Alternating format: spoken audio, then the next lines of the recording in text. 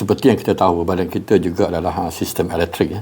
Jadi actually sistem elektrik ini sangat perlu untuk badan kita, iaitu sistem elektrik juga diperlukan oleh sistem saraf pusat untuk menghantar signal-signal ke seluruh sistem badan kita dan juga ke otak. Jadi dan di sinilah pengawalan pergerakan pemikiran dan juga deria rasa sesuatu perkara. Jadi walau bagaimanapun kita mesti melakukan grounding ataupun pembumian untuk memastikan fungsi badan kita dan juga fungsi elektrik pada badan kita berfungsi dengan optimal sepanjang masa.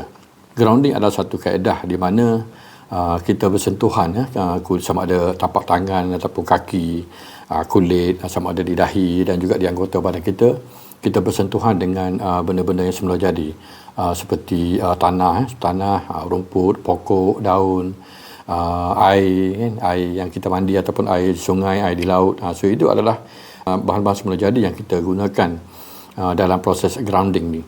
Walaupun kita lakukan hanya 2 minit grounding at least kita boleh mengurangkan elektrostatik pada badan kita ni lebih kurang 1 hingga 2 hari. Grounding perlu dilakukan untuk meningkatkan taraf kesihatan kita dan ada banyak faedah yang kita boleh dapat apabila kita membuat grounding. Di antaranya adalah kita dapat mengurangkan keletihan, kita dapat mengurangkan stres, kita dapat meningkatkan aliran darah, kita dapat meningkatkan aktiviti sel-sel badan kita, kita dapat mengurangkan risiko-risiko penyakit-penyakit yang berkaitan dengan kardiovaskular seperti penyakit jantung, tekanan darah tinggi dan sebagainya. Grounding juga boleh membantu kita meningkatkan daya memory, dapat mengurangkan stres, dapat membantu mengawal emosi dan juga dapat meningkatkan tenaga vital pada badan kita keseluruhannya.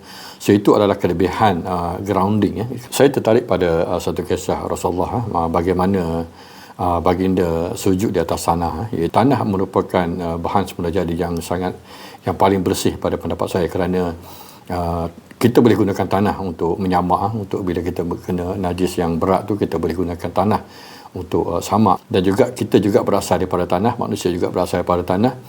Jadi tanah adalah elemen yang paling bersih. Ini mungkin sebab mengapa Rasulullah sujud di atas tanah itu adalah satu grounding yang paling baik. Sebab di bahagian dahi, kalau kita belajar cakra bahagian dahi ni bahagian kita paling ajna yang mengawal daya melihat, daya mendengar, daya pemikiran kita dan juga daya hidu, daya bau kita. So ini adalah merupakan satu tempat yang saya rasa satu tempat yang paling baiklah untuk kita buat grounding, iaitu kita secara bersujud. Jadi tidak heranlah mengapa Rasulullah sujud di atas permukaan tanah ataupun di atas daun pelepah kurma dan juga di atas benda-benda yang semula jadi. Jadi itu adalah manfaat daripada grounding yang sebenarnya.